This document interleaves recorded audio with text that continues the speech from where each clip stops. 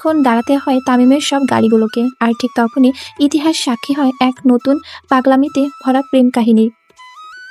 নরম আলোয় ঝলমল করছে এক অপূর্ব রূপী রমণী। থেকে থেকে টিস্যু দিয়ে ঘাম মুছতে থাকে সে। মৃদু বাতাস তার অবাধ্য চুলগুলোকে উড়াতে সক্ষম হলেও গরম কমাতে সক্ষম হলো না।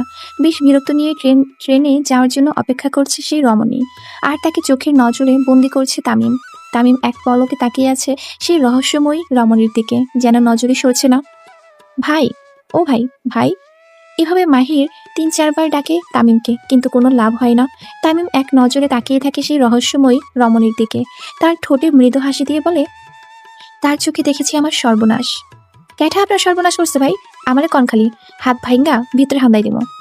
বোমা সাকিবের কথা শুনে তামিমের ধ্যান ভাঙে। আর সে এক পলক তাকায় সাকিবের দিকে। সাথে সাথে ট্রেনের পথ ক্লিয়ার হয়ে যায়। আর সেই কাঙ্ক্ষিত রমণীটিও হারিয়ে যায় তামিমের নজর থেকে। শালার ভাই, কথা বলার আর জায়গা পেলি না? একটুর জন্য চলে গেল। কেন চলে গেল ভাই?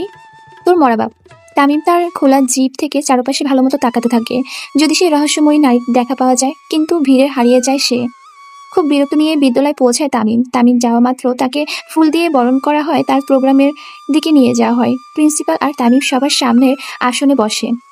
প্রথমে একটু ভাষণ আর তারপরে নাচের প্রোগ্রাম শুরু করা হয়। মাঝে মাঝে প্রিন্সিপাল আর তামিমের মধ্যে একটু আধটু কথাকথন হয়, কিন্তু কথাকথনের এক পর্যায়ে কিছু একটা দেখে চোখ আটকে যায় তামিমের। সানগ্লাসটি খুলে এক দৃষ্টিতে তাকিয়ে থাকে স্টেজের দলীয় নৃত্য পরিবেশ করা এক রমণীর দিকে। সকালের দেখা পরম সুন্দরীকে যে সে এই সময় এখানে দেখতে পারবে তা কল্পনাও করতে পারেনি তামিম।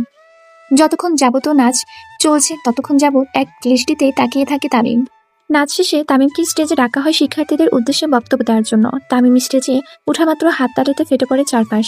তামিম তার ভাষণ শুরু করে, কিন্তু কথা বলার এক পর্যায়ে তার চোখে পড়ে সকালে সেই রহস্যময়ী রমণীর দিকে। তামিম ভাষণ না দিয়ে কিছুক্ষণ চুপ হয়ে যায় আর মাইক নিয়ে সুভার উদ্দেশ্যে বলে, সি গ্রিন শাড়ি পরা, লম্বা চুলওয়ালা মাঝের শাড়িতে বসে থাকা মেয়েটি স্টেজে আসো।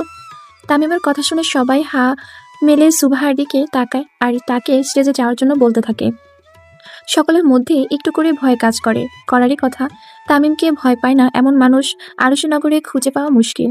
চারপাশে সকলে কানাঘষা শুরু করে দেয় রীতিমতো। সুভার বান্ধবীরাও বলতে থাকে যে সে কি এমন করেছে যে তামিম সরকার একা থেকে স্টেজে ডাকছে। সুভা ভয়ে যেতে চায় না, জড়ো হয়ে বসে থাকে চেয়ারে। তামিম কিছুক্ষণ অপেক্ষা করে স্টেজ থেকে